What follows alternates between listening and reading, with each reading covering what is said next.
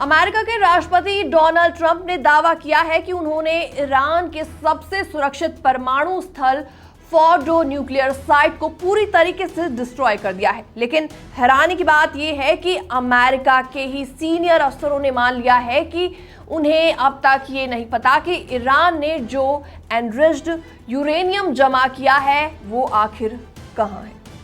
नमस्कार, मैं हूं आपके साथ प्रेरणा कौशिक और आप देख रहे हैं एनबीटी इंटरनेशनल।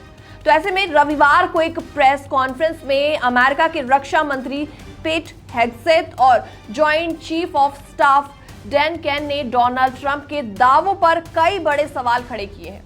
उन्होंने बताया कि यूएस एयर फोर्स के B-2 बॉम्बर और नेवीज टॉम हॉक मिसाइल ने ईरान के 3 न्यूक्लियर साइट्स पर हमला कर दिया है। इनमें सबसे ज्यादा डैमेज फोर्डो साइट को हुआ है, जहां 30,000 पाउंड का बंकर बस्टर गिराया गया। सैटेलाइट इमेजेस में साइट में बड़े छेद नजर आए, लेकिन इजराइल मिलिट्री की इनिशियल रिपोर्ट में कहा गया कि साइट पूरी तरीके से नष्ट नहीं हुई है। तो ऐसे में न्यूयॉर्क टाइम्स की एक रिपोर्ट सामने आई है और रिपोर्ट्स बताती हैं कि इजरायली ऑफिसर्स के पास ऐसे पुख्ता सबूत हैं कि ईरान ने हाल ही में फोर्डो साइट से कई सेंसिटिव इक्विपमेंट और यूरेनियम हटा लिया है। यह भी सामने आया है कि डोनाल्ड ट्रंप की धमकियों के चलते ईरान ने 60% तक एनरिच्ड करीबन 400 किलो यूरेनियम भी वहां से रिमूव कर लिया है। और अगर 90% तक एनरिच्ड हो जाता है तो वो न्यूक्लियर बॉम्ब ग्रेड मटेरियल बन सकता है।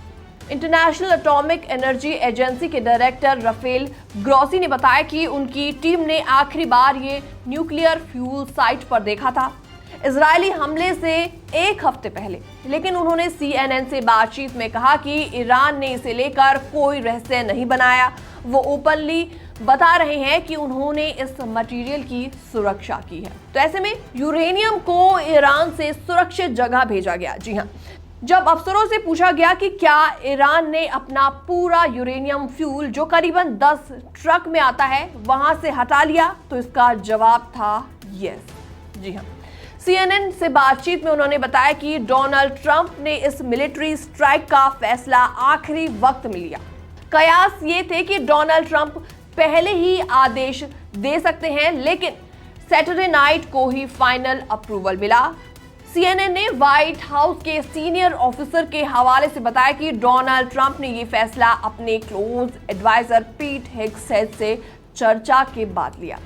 ऐसे में सोर्सेस की माने तो डोनाल्ड ट्रंप एडमिनिस्ट्रेशन कई दिनों से सोच रहे थे कि अमेरिका को इजराइल ईरान कॉन्फ्लिक्ट में किस हद तक इन्वॉल्व होना चाहिए।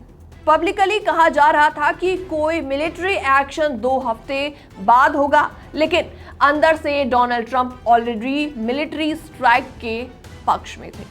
हालांकि उनके स्पेशल एनवॉय स्टीव विटकॉफ अभी भी डिप्लोमेटिक एफर्ट्स में लगे हुए थे, लेकिन CNN के मुताबिक उन्होंने डिप्लोमेटिक कोशिशों के दौरान डोनाल्ड ट्रंप ने स्ट्राइक का ऑर्डर दे दिया है।